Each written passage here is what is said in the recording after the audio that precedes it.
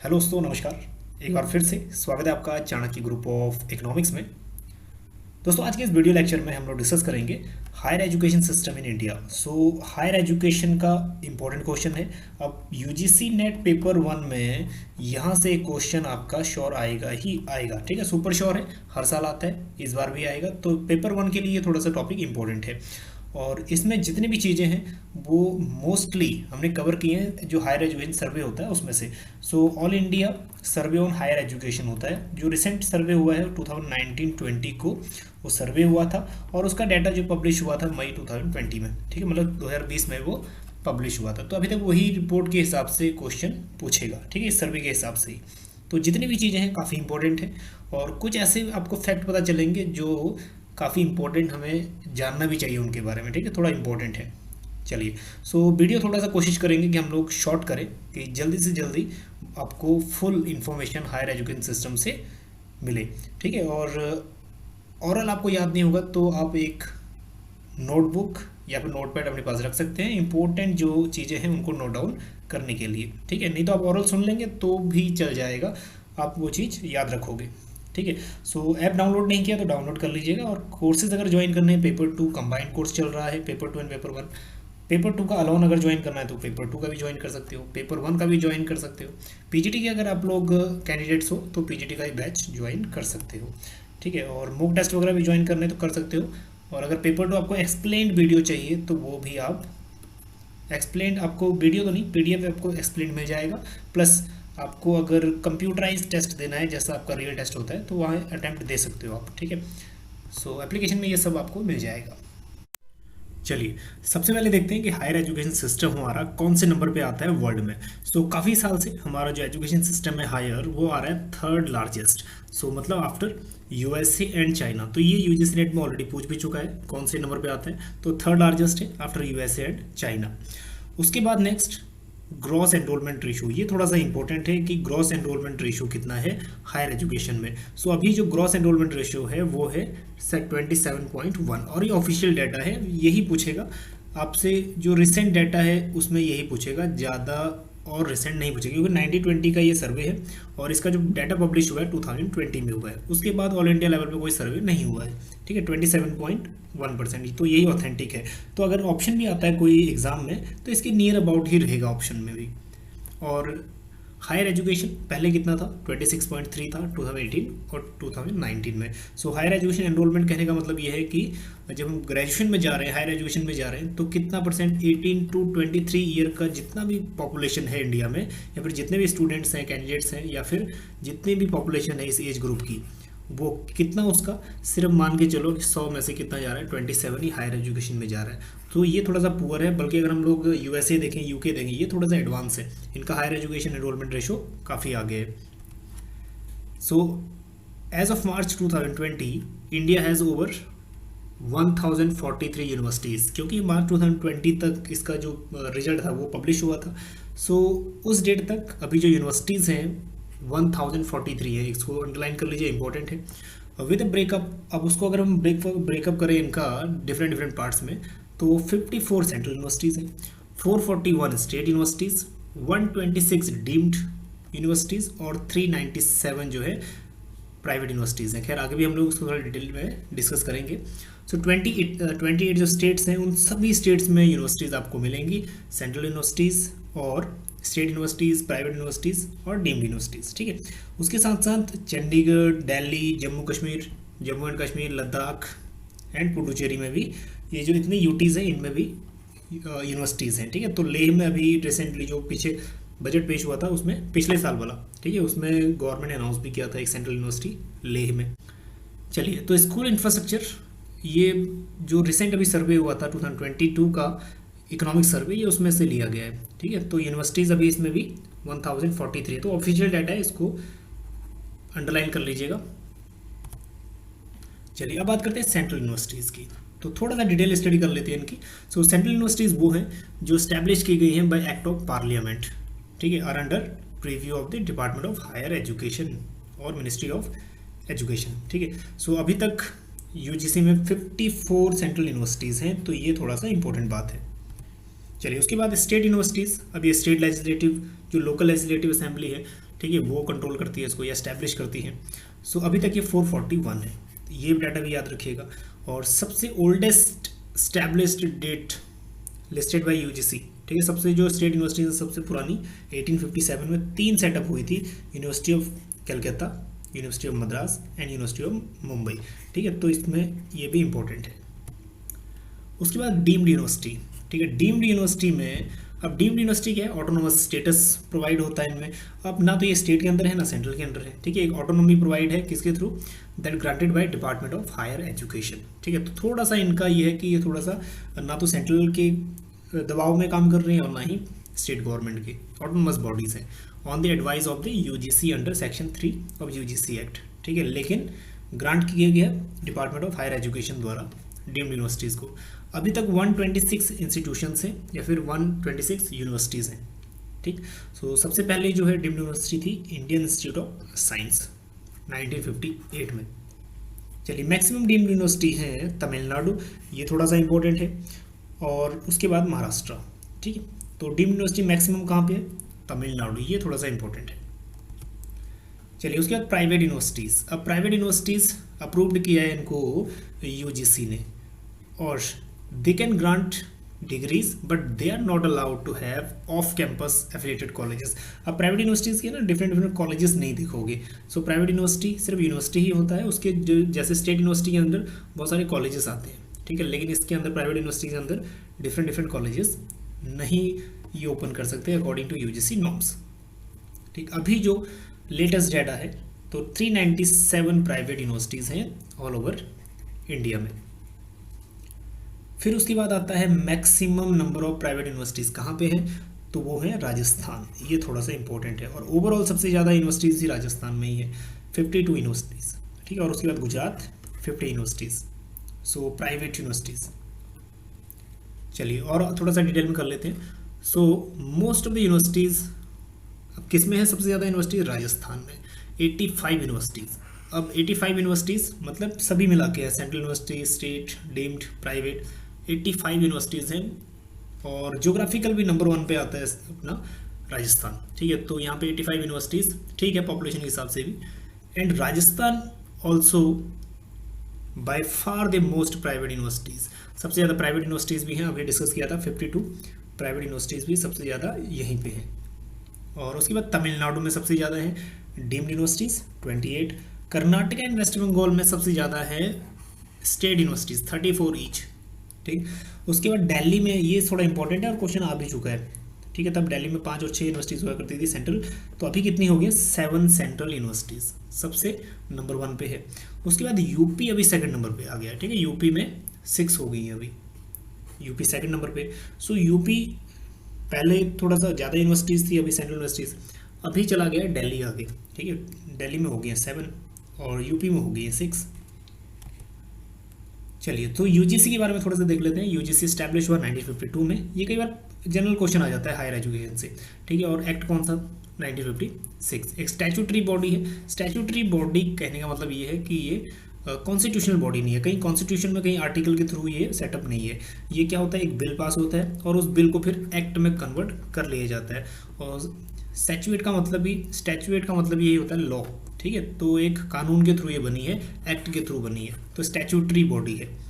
सो 1950 में ये state list का पार्ट था, मतलब इसकी देखरेख कौन करता, स्टेट, 1950। अब उसके बाद 1976 से, ठीक है, 1950 में इसको एजुकेशन को स्टेट लिस्ट में डाला, 3 लिस्ट है ना, स्टेट लिस्ट, सेंट्रल लिस्ट, फिर कंकरेंट लिस्ट, और 1976 में इसको कर दिया गया कंकरेंट लिस्ट में, मतलब दोनों की जिम्मेवारी है, स्टेट की भी और सेंट्रल की भी। चलिए, तो टोटल सेंट्रल यूनिवर्सिटीज़ हैं, ये थोड़ा सा रिवीजन हो रही है, 54, दिल्ली में मैक्सिमम है 7, यूपी हैज़ 6 सेंट्रल यूनिवर्सिटीज़, ठीक है, यहाँ 6 ऐड कर लेना। सो स्टेट यूनिवर्सिटीज़ टोटल 441, और उसके बाद भी वेस्ट बंगाल एंड कर्नाटका 34 ईच, और उसके बाद यूपी में 31 स्टेट यूनिवर्सिटीज़, गुजरात में 28, ओल्डेस्ट यूनिवर्सिटीज़ ये हम ऑलरेडी कर चुके हैं, बॉम्बे, मद्रास एंड कलकत्ता। डेट क्या है, 1857। ओवरऑल सबसे ज़्यादा राजस्थान में है, और 14 ओपन यूनिवर्सिटीज़ भी हैं, ठीक है, एक सेंट्रल ओपन यूनिवर्सिटी, बाकी 14 open universities in India. So according to MHRD survey Bihar में जो है ना सबसे लीस्ट डेंसिटी ऑफ कॉलेज है। ये क्वेश्चन कम्युनिटी टैब में भी पूछा था, ठीक है। डेंसिटी ऑफ पॉपुलेशन क्या होता है कि पर लैख एलिजिबल पीपल जो है ना 18 to 23 ईयर एज, ठीक है, उनमें कितने कॉलेजेस हैं। तो पर लैख एलिजिबल कैंडिडेट्स के पीछे सिर्फ 7 कॉलेजेस हैं, सबसे लीस्ट है। और हाईएस्ट नंबर ऑफ कॉलेजेस जो है, कॉलेजेस की बात हो रही है, वो अभी यूपी में है। आगे खैर इसको थोड़ा और डिटेल में करेंगे। और ओल्डेस्ट सेंट्रल यूनिवर्सिटी, इसको थोड़ा पॉइंट आउट कर लीजिएगा, कई बार डायरेक्ट क्वेश्चन पूछ लेगा। Oldest central university university of Allahabad. चलिए अब बात करते हैं नेशनल इंस्टीट्यूट रैंकिंग फ्रेमवर्क 2021, क्योंकि जो NIRF है यहाँ से क्वेश्चन कई बार पूछ लेता है बेस्ट कॉलेज, बेस्ट यूनिवर्सिटी, ठीक है। ये सो MHRD की रैंकिंग के हिसाब से, ठीक है, national institute of science Bangalore rank 1 है, ठीक है। सो रैंक 1 नेशनल इंस्टीट्यूट कौन सा, that is national institute of science, ठीक है, बेंगलोर। उसके बाद जो JNU है वो रैंक 2 है, BHU रैंक 3 है। सो इसको थोड़ा नोट डाउन कर लेना, ये थोड़ा सा इंपॉर्टेंट है, रैंक 1 बहुत बार पूछ लेता है। चलिए सो यहाँ पे एक लिस्ट भी आपको मिल जाएगा, बेसिक आप NIRF की वेबसाइट पर भी देख सकते हो। सो ठीक है, तो फर्स्ट जो 82.67 स्कोर मिला है Indian institute of science Bangalore को, फिर उसके बाद JNU आ गया, फिर बनारस हिंदू यूनिवर्सिटी आ गया, ठीक है, फिर कलकत्ता यूनिवर्सिटी, फिर अमृता विश्व विद्यापीठम, ठीक। तो बाकी भी 100 की लिस्ट है, देख सकते हैं। सो उसके बाद आता है टॉप कॉलेजेस। ये भी UGC नेट में ऑलरेडी पूछ चुका है कि बेस्ट कॉलेज रैंकिंग में कौन सा रहा है। तो अभी भी रैंकिंग में सेम ही रैंक है, बदला नहीं है। मिरांडा हाउस पहले भी नंबर 1 पे था, ठीक है, अभी भी दिल्ली यूनिवर्सिटी के अंडर आता है, अभी भी नंबर 1 पे ही है मिरांडा हाउस, ठीक है, नंबर 1 कॉलेज है, रैंक 1। उसके बाद लेडी श्री नाम college of education of women, ये भी रैंक 2, और लोवेला कॉलेज रैंक 3। उसके बाद शायद नहीं पूछेगा, ठीक है। सो टॉप 5 कॉलेजेस ये हैं, बाकी आप लोग 100 देखने हैं तो लिस्ट में देख सकते हो। चलिए सो NRIF की और रैंकिंग देख लो कि बेस्ट कॉलेज मिरांडा हाउस है, ये ऑलरेडी आ चुका है UGC नेट में। उसके बाद best engineering institute IIT Madras, ठीक है, और IIT दिल्ली सेकंड नंबर पे। Best management institution IIM Ahmedabad काफ़ी साल से बेस्ट है, और IIM बेंगलोर सेकंड, ठीक है। Best medical institution AIMS Delhi, ये भी टॉप पे है काफ़ी सालों से, और PGI चंडीगढ़ सेकंड नंबर पे, ठीक। चलिए ये लास्ट टाइम भी डिस्कस किया था क्योंकि इंपॉर्टेंट है, इस टाइम भी डिस्कस कर रहे हैं। 2021-22 में जो ये वाला पोर्शन इंपॉर्टेंट है, एजुकेशन पे खर्च होना चाहिए कोठारी कमीशन के हिसाब से 6%, लेकिन अभी कितना हो रहा है, और जो नेशनल एजुकेशन पॉलिसी है, ठीक है, उसके अकॉर्डिंग भी कितना होना चाहिए, 6% ही होना चाहिए, लेकिन एजुकेशन पर भी खर्च हो रहा है GDP का, ठीक, कितना 3.1%। चलिए और थोड़ा सा की रिजल्ट करते हैं, जो मेन पॉइंट है। Survey covers all institution of higher education, ठीक है, वो तीन कैटेगरी में, एक यूनिवर्सिटी, दूसरा कॉलेजेस, और तीसरा स्टैंड अलोन इंस्टीट्यूशन, ठीक है, जो इंडिपेंडेंट इंस्टीट्यूशंस हैं वो। तो 1043 मतलब 1043 यूनिवर्सिटीज़ है, 42,343 कॉलेजेस हैं, और 11,779 स्टैंड अलोन इंस्टीट्यूशन है, जो इंस्टीट्यूशन किसी के अंडर नहीं आते, ठीक। So listed on all India survey on higher education web portal, ठीक है।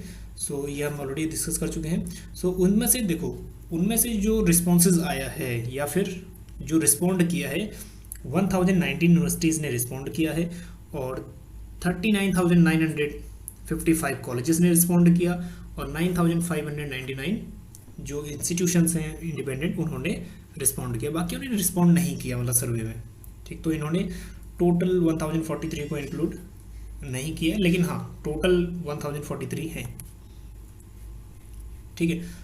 सो ये ऑलरेडी डिस्कस कर चुके हैं। 17 universities are exclusively for women. 17, ये डायरेक्टली क्वेश्चन बनता है कितने यूनिवर्सिटीज ऐसी हैं जो एक्सक्लूसिवली वुमेन के लिए। तो वुमेन के लिए कितनी यूनिवर्सिटीज़, 17 यूनिवर्सिटीज़। सबसे ज़्यादा यूनिवर्सिटीज़ का कहाँ है वुमेन के लिए, राजस्थान में 3, कर्नाटक में 2, फिर बाकी इन स्टेट में 1, ठीक है। तो 17 यूनिवर्सिटीज़ स्पेशली फॉर वुमेन, ठीक है, और सबसे ज़्यादा उसमें से राजस्थान में है, तो ये इंपॉर्टेंट है। और 1 सेंट्रल यूनिवर्सिटी है, that is central open university, ठीक है, इग्नोऊ सेंट्रल ओपन यूनिवर्सिटी है। बाकी 14 स्टेट ओपन यूनिवर्सिटीज़ हैं, इस बात को अंडरलाइन कर लेना, इंपॉर्टेंट है। And one state private open university, ठीक है। सो एक है स्टेट प्राइवेट ओपन यूनिवर्सिटी, और उसके बाद एक है सेंट्रल ओपन यूनिवर्सिटी, और 14 है स्टेट ओपन यूनिवर्सिटी, ठीक है। अलग अलग कैटेगरी में डिवाइड किया है, तो इनको अलग अलग से नोट डाउन कर लेना। और उसके बाद 110 ड्यूअल मोड यूनिवर्सिटीज़ है। ड्यूअल मोड यूनिवर्सिटीज़ होती हैं जो डिस्टेंस एजुकेशन भी कराती हैं और रेगुलर एजुकेशन भी देती हैं, ठीक है। चलिए, मैक्सिमम जो ड्यूअल मोड वाली हैं वो तमिलनाडु में है, ठीक है, 13। So there are 522 general, 177 technical and 63 agriculture and allied. मतलब ये डिफरेंट जो यूनिवर्सिटीज़ हैं वो बता रहे हैं, ठीक है। And 66 medical universities, 23 laws, 12 Sanskrit and 11 language universities, and rest 145 जो है वो यूनिवर्सिटीज़ अदर कैटेगरी से हैं। तो सबसे ज़्यादा कैटेगरी जो है वो यूनिवर्सिटीज़ की जनरल में है, जिसमें BA BCom वगैरह होता है, ठीक है, जनरल या फिर साइंस वगैरह। चलिए, उसके बाद top 8 state in terms of highest number of colleges. सबसे ज़्यादा कॉलेज जो है ना वो उत्तर प्रदेश में ही है, इसको हाईलाइट कर लेना इंपॉर्टेंट है। फिर महाराष्ट्र में, कर्नाटका में एंड सो ऑन, ठीक है। ये टॉप 8 स्टेट। चलिए, अब ये थोड़ा इंपॉर्टेंट है कि कौन से डिस्ट्रिक्ट में सबसे ज़्यादा कॉलेजेस हैं। सो बेंगलोर अर्बन डिस्ट्रिक्ट, इसको अंडरलाइन कर लो, इंपॉर्टेंट है। कौन से डिस्ट्रिक्ट में सबसे ज़्यादा कॉलेजेस हैं, नंबर ऑफ कॉलेजेस, ठीक है। सो बेंगलोर अर्बन डिस्ट्रिक्ट में सबसे ज़्यादा कॉलेजेस हैं, 1009 college. Directly and indirectly question यहाँ से बनता है, ठीक है। उसके बाद जयपुर में सबसे ज़्यादा कॉलेजेस हैं, 606, ठीक है। सो यहाँ पे जो एक जो हम लोग अगर डेंसिटी ऑफ कॉलेजेस की बात करें वो थोड़ा सा यहाँ पे ठीक ठाक आएगा रेशो, मतलब काफ़ी एफिशिएंट आएगा। So top 50 district have about 32% of colleges. So जो टॉप 50% अगर हम डिस्ट्रिक्ट की बात करें तो उनमें 32% कॉलेजेस कवर हो जाते हैं, ठीक है। उसके बाद कॉलेज डेंसिटी, ये थोड़ा सा इंपॉर्टेंट है। कॉलेज डेंसिटी अब बेसिकली होता क्या है कि पर लैख एलिजिबल कैंडिडेट्स पे या पॉपुलेशन पे जो 18 to 23 ईयर एज की है, कितने कॉलेजेस उन पे ओपन किए गए हैं। तो बिहार में सबसे लीस्ट है 7, ठीक है, और 59 है कर्नाटका में highest. So compared all over India, all over India की एवरेज अगर बात करें तो डेंसिटी ऑफ कॉलेज कितनी है, 30, ठीक है। सो 30, तो इसको थोड़ा सा इंपॉर्टेंट है, ऑल ओवर इंडिया में भी मेजर कर लो, और बिहार में सबसे लीस्ट है डेंसिटी ऑफ कॉलेज, तो इस बात को थोड़ा सा देखना, ठीक है। पर लैख पॉपुलेशन में कितने कॉलेजेस हैं, तो ऑल ओवर इंडिया 30 कॉलेजेस हैं। चलिए, उसके बाद 60.56% colleges are located in rural areas. Basically rural areas में थोड़ा सा गवर्नमेंट ने इसलिए भी सेटअप किए हैं ताकि जो बैलेंस रीजनल ग्रोथ हो पाए। So 10.75% colleges are exclusively for female, ठीक है, फीमेल के लिए भी स्पेशल 10.75% जो सिर्फ फीमेल के लिए है। और इसमें से भी सिर्फ पीएचडी प्रोग्राम कितने रन कर रहे हैं, ओनली 2.7% कॉलेजेस, ठीक है। सो बेसिकली यूनिवर्सिटीज़ करती हैं। So 35.04 colleges run post graduate level of programs. तो पीजी जो है ना वो सभी कॉलेजेस में नहीं होता, ठीक है, मतलब आधे से भी कम कॉलेजेस में पीजी वगैरह हो पा रहा है, 35.04% में। चलिए, उसके बाद थोड़ा और इम्पोर्टेंट, आंध्र प्रदेश एंड तेलंगाना में 80% प्राइवेट जो अनएडेड कॉलेज हैं वो है, और उसके बाद 78.5% प्राइवेट अनएडेड कॉलेज हैं उत्तर प्रदेश में। चंडीगढ़ में सबसे कम है, 8% ओनली, ठीक है। उसके बाद 16.6% colleges are having enrolment less than 100 students, मतलब 16% या 17% कॉलेजेस तो ऐसे हैं जिसमें 100 से कम बच्चा है, तो क्या हालत होगी उस कॉलेज की, ये आप खुद समझ सकते हैं। बल्कि 4% ही कॉलेज ऐसे हैं जिनमें स्ट्रेंथ जो है 3000 से ज़्यादा है। और ये जितनी भी स्टेट यूनिवर्सिटी हैं या फिर जितने आपके शहरों में कॉलेजेस वगैरह है ना, उनमें ज़्यादातर ये होंगे जो 3000 अबव है जिनमें बच्चा, क्योंकि शहरों में भीड़ बहुत ज़्यादा है। चलिए, नेक्स्ट वन, अब बात करते हैं हायर एजुकेशन में एब्सोल्यूट नंबर में कितने मिलियन स्टूडेंट्स हैं। तो 38.5 मिलियन, मतलब अगर हम बात करें 3.85 करोड़ जो टोटल स्टूडेंट है वो एनरोल होता है, ठीक है, हायर एजुकेशन में। और उसमें भी 19.6 मिलियन बॉयज़ हैं और 18.9 मिलियन फीमेल है। मतलब अगर रेशो देखें 50-50 है, सो 49% फीमेल है, और जो मेल एनरोलमेंट है वो कितना है, तकरीबन 51%। तो GER हम लोग ऑलरेडी कर चुके हैं, कितना 27.1%। ठीक है। सो मेल का जो GER है वो 26.9% है और फीमेल का 27.3% है। तो फीमेल का बेटर माना जाएगा एनरोलमेंट रेशो, ठीक है। सो ये एब्सोल्यूट नंबर में अगर हम बात करें, एब्सोल्यूट नंबर में बात हो रही है, ठीक है। तो यहाँ आप कहोगे कि फीमेल का कैसे ज़्यादा हो गया, तो हो सकता है कि जो फीमेल कैंडिडेट्स हैं उनकी संख्या थोड़ा सा ज़्यादा हो 18 to 23 ईयर एज में, ठीक है। सो जो पॉपुलेशन परसेंटेज में अगर बात देखें तो 26.9 मेल और 27.3 जो है वो फीमेल का एनरोलमेंट है, ठीक है। टोटल जो हो गया 27.1। चलिए, उसके बाद डिस्टेंस एनरोलमेंट कंस्टिट्यूट 11.1%। अब डिस्टेंस एजुकेशन भी है, जो काम कर रहे हैं वो डिस्टेंस बोर्ड से एजुकेशन ले लेते हैं, जो जॉब भी कर रहे हैं साथ में, ठीक है। Higher education of which 44.5% are female student. अब इसमें भी आधे से थोड़ा कम तो है, लेकिन 44.5% फीमेल स्टूडेंट्स हैं। उसके बाद ये थोड़ा सा इंपॉर्टेंट है, ठीक है। सो 79.5%, अप्रॉक्सीमेटली 80% स्टूडेंट क्या कर रहे हैं, अंडर ग्रेजुएट प्रोग्राम में एनरोल होते हैं 12th के बाद। सो ये ठीक है, ये बढ़ना भी चाहिए। 12th के बाद 80% बच्चा ही अंडर ग्रेजुएट वगैरह कर पा रहा है, बाकी कोई ड्रॉप आउट हो लेता है या फिर नहीं पढ़ता आगे। सो उसके बाद ओनली 0.5% बच्चा ही PhD में एनरोल हो पाता है या PhD कर पाता है, ठीक है। तो PhD में पहले ये रेशो और भी कम था, 0.37 था, अभी तो 0.5% हो गया है। मतलब टोटल 2,02,550 स्टूडेंट एनरोल हो रहा है PhD में, ठीक। टोटल स्टूडेंट जितने में एनरोल थे उसमें से। चलिए, maximum number of student are enrol in BA program. तो BA कॉमन प्रोग्राम है, सो इसमें बहुत सारी स्ट्रीम, आगे बहुत सारे सब्जेक्ट भी होते हैं, तो इसमें सबसे ज़्यादा स्टूडेंट आ रहा है BA में, फिर आ रहा है BCom, BSc, BCom वगैरह में, ठीक है। और उसके बाद PhD maximum number of student enrol हो रहा है इंजीनियरिंग एंड टेक्नोलॉजी स्ट्रीम में, ठीक है। उसके बाद सोशल साइंस, उसके बाद साइंस में, फिर उसके बाद सोशल साइंस या फिर कॉमर्स वगैरह में। So Uttar Pradesh comes at number 1 with highest student enrolment. तो एब्सोल्यूट सेंस में, क्योंकि पॉपुलेशन भी तो ज़्यादा है ना, 22 से 23 करोड़ हो चुका होगा पॉपुलेशन यूपी का, तो उसमें से जो highest number of student enrolment है एब्सोल्यूट टर्म्स में, वो कहाँ का है, यूपी का। तो इसको अंडरलाइन कर लेना, थोड़ा सा इंपॉर्टेंट है, ठीक है। उसके बाद महाराष्ट्र, तमिलनाडु, ठीक है। तो यहाँ पे हाईएस्ट पॉपुलेशन भी सबसे ज़्यादा है, तो इस हिसाब से जो नंबर ऑफ स्टूडेंट्स हैं वो भी ज़्यादा होना लाजमी है। चलिए, उसके बाद फॉरेन स्टूडेंट्स, 168 डिफरेंट कंट्रीज से फॉरेन स्टूडेंट आ रहे हैं हमारे यहाँ। उसमें से भी सबसे ज़्यादा आ रहे हैं नेपाल, क्योंकि नेबरिंग कंट्री है, कोई बॉर्डर नहीं है, कोई भी आ जा सकता है, लेबर मूवमेंट होती है फ्री में। सो सबसे ज़्यादा नेपाल से। उसके बाद अफगानिस्तान से 9.1, बांग्लादेश से 4.6% और भूटान से 3.8, सूडान 3.6%, ठीक है। सो मतलब कि अगर बात करें USA, UK वगैरह से बहुत कम आ रहे हैं, ना के बराबर है जो इंडिया में एजुकेशन लेने आ रहे हैं, बल्कि हम लोग ही जा रहे हैं बाहर एजुकेशन लेने। So at all India level there are merely 74% या 74 फीमेल टीचर पर 100 मेल टीचर्स। तो थोड़ा सा ये रेशो गड़बड़ा गया ना। सो 74 फीमेल टीचर ही हैं पर मेल 100 मेल टीचर पे। सो अगर 100 भी होता तो इक्वल होता, तो फीमेल टीचर अभी भी कम है। बेसिक जो टीचिंग ऑक्यूपेशन है वो फीमेल के लिए सूटेबल माना जाता है।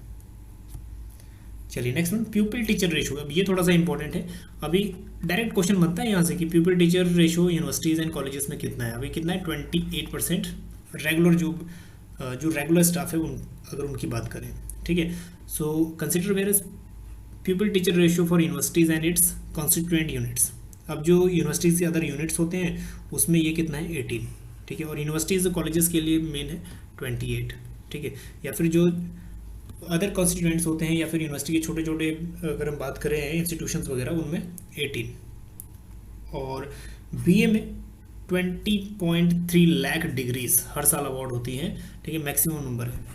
और उसके बाद BSc में 10 लाख, उसके बाद आ गया BCom में 9.3 लाख, ठीक है। तो क्वेश्चन एक आता था कि MA इकोनॉमिक्स बेटर है या फिर MCom बेटर है, ये बहुत क्वेश्चन पूछा था।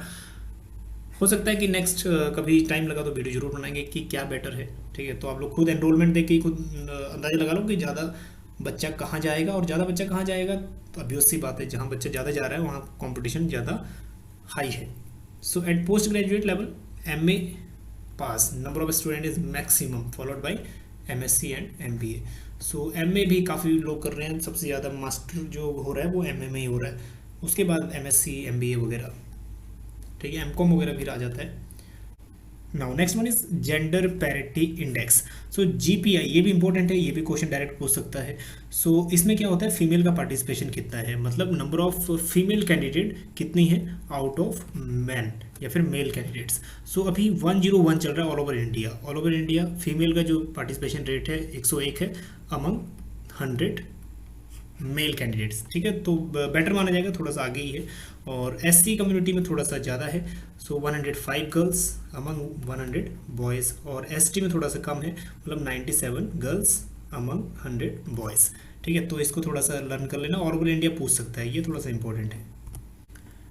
Now next one is India has first and oldest women college in Asia. तो इसलिए इंपॉर्टेंट है क्योंकि एशिया में सबसे फर्स्ट वुमेन कॉलेज है वो है आपका बैथुन कॉलेज, बिदान सरानी, कोलकाता में, ठीक है, तो ज़्यादा इंपॉर्टेंट इसमें बाकी चीज़ें नहीं है, बस यही इंपॉर्टेंट है।